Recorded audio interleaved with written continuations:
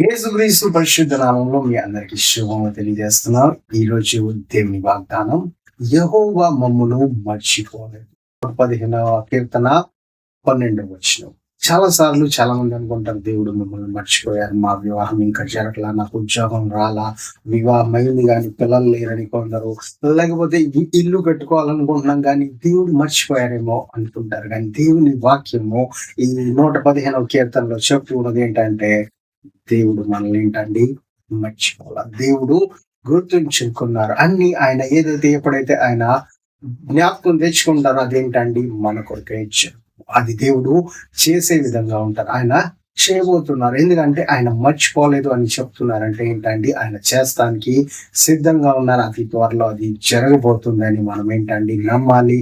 ఆయన యొద్దకు రావాలి, ఆయన విశ్వసించి ఆరాధించాలి. ముందుగానే ఆయన ఏంటండి కృతజ్ఞత స్తుతులు చెల్లించినట్లయితే చాలా త్వరలో, అతి త్వరలో మనకు అవన్నీ ఉంటాయి.